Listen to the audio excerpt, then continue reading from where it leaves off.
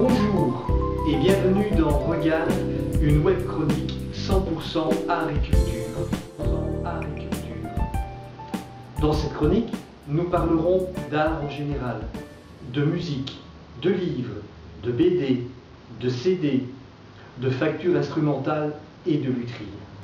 Nous ouvrons cette première chronique avec deux très beaux disques, dans des styles différents. Le baroque d'un côté, avec les buffardins, la musique traditionnelle, avec Elsie Promène, un duo féminin constitué de Florence Laloy et Christine Lurquin.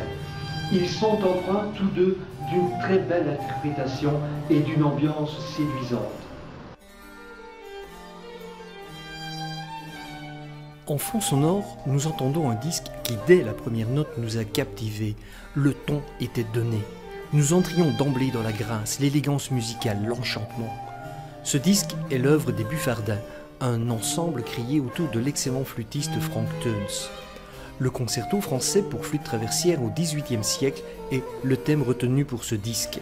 C'est l'époque, à Paris, du concert spirituel où public populaire et noble se mêle pour écouter notamment des virtuoses de passage.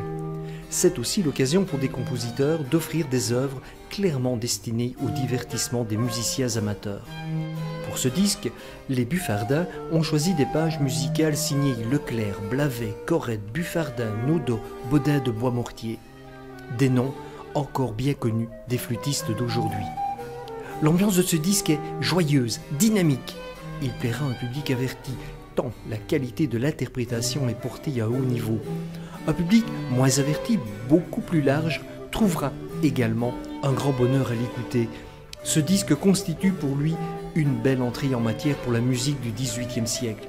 Il y trouvera un excellent divertissement, à l'instar, très certainement, du public populaire qui fréquentait le concert spirituel voici 3 siècles.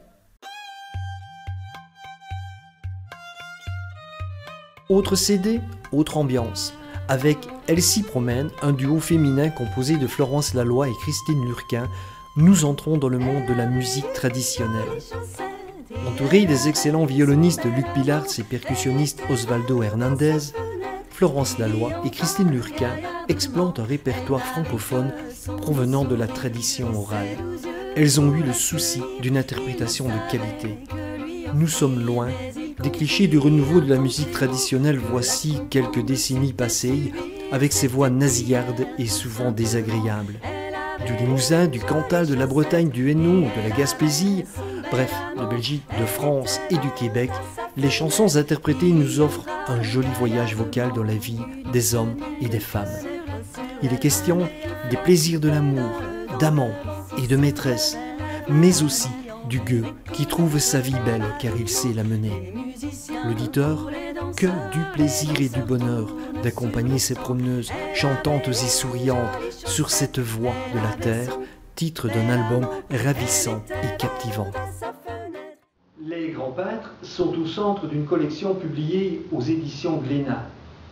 Elle s'intéresse à une œuvre participant à l'histoire de l'art par l'anecdote et l'histoire contemporaine à cette œuvre. Elle nous invite ainsi à nous y intéresser autrement. Un peintre, une œuvre. Glénat chasserait-il le fait divers pour amener les passionnés de BD à revoir leurs classiques, pour offrir à ces mêmes passionnés les petites histoires autour des plus belles œuvres peintes par ceux qui figurent parmi les grands noms de l'histoire de l'art? À première vue, il y a un peu de cela, mais heureusement l'éditeur français réussit, avec les premiers ouvrages sortis, à mettre en route une intéressante et nouvelle collection dédiée aux grands peintres. Avec brio, le fait divers s'estompe et laisse place à une belle aventure humaine et artistique.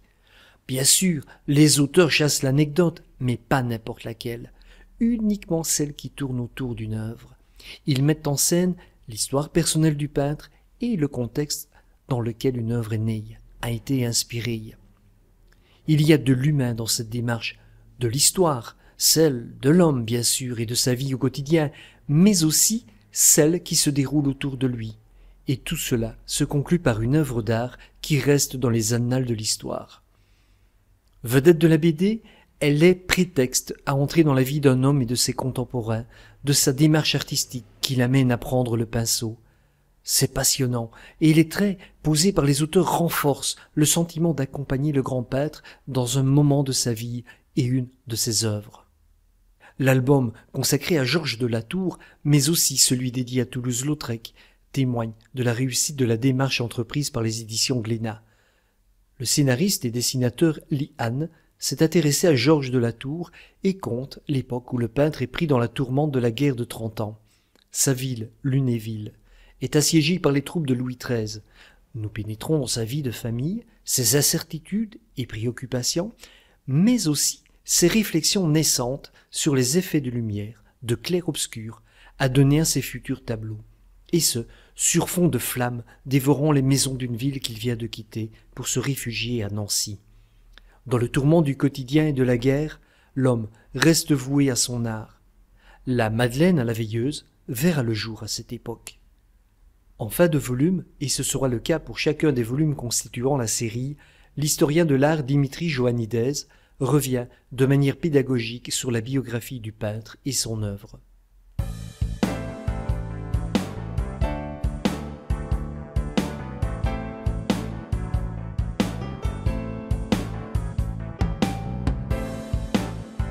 ASPA, c'est une exposition exceptionnelle qui se prolonge jusqu'à fin décembre de cette année 2015. Elle est consacrée au peintre espagnol Joan Miró. Des aquarelles, des dessins, des lithographies, des gravures, des collages, des céramiques. Plus de 140 œuvres de l'artiste catalan sont exposées au sein du Pont Pierre-le-Grand, et une grande majorité pour la première fois au public. Dans ce superbe et moderne écrin spadois, l'exposition se structure autour de diverses thématiques, telles la guerre d'Espagne, le surréalisme, les couleurs, les mains de l'artiste, le rôle de l'enfance, la liberté. L'exposition aborde aussi un aspect méconnu de ce célèbre artiste, sa volonté d'aller au-delà de la peinture et de conquérir le grand public. Miró est l'auteur d'une œuvre graphique considérable.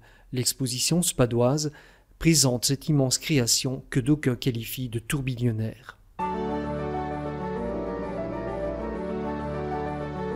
L'exposition suivante nous ramène à la musique et constituera un joli objectif de promenade pour ceux qui, durant ces vacances estivales, séjourneront en terre d'Auvergne, dans la Haute-Loire. Elle se tient au sud de Lyon et de Clermont-Ferrand, au Puy-en-Velay. Cette exposition nous entraîne dans la découverte d'un métier combien important pour les musiciens, la lutherie.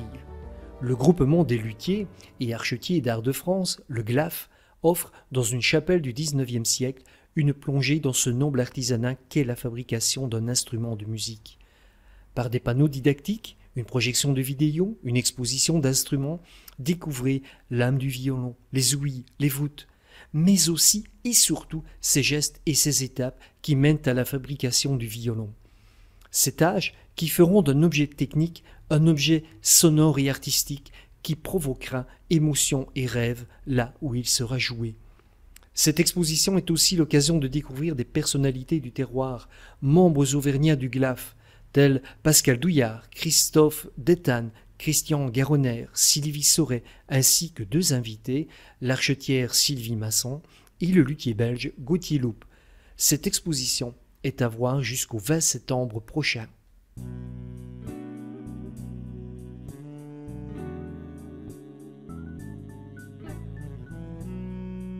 Au sein de Regard, nous aimons les instruments de musique.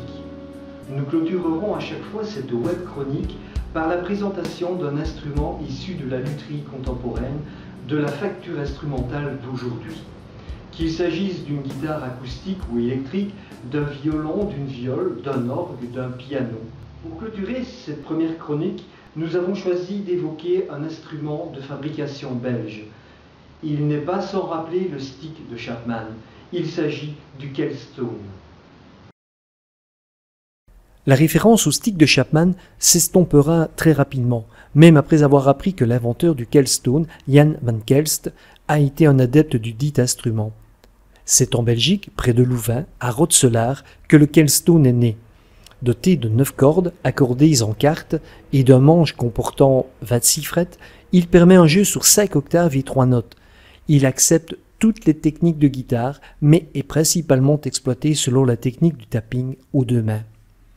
Dès le premier regard, l'auditeur remarquera qu'à l'encontre des autres instruments à cordes, Les mains ne passent pas autour d'un manche ou du corps de l'instrument. Elles viennent directement jouer sur le manche. Le musicien se retrouve dans la position du pianiste, avec les mains posées à même les cordes et les cases. Le Kehlstone se distingue aussi par cette visibilité du manche et son ergonomie considérablement modifiée, ce qui permet aux guitaristes, mais aussi aux pianistes et bassistes, de s'adapter aisément à l'instrument que certains considèrent comme révolutionnaire et innovateur.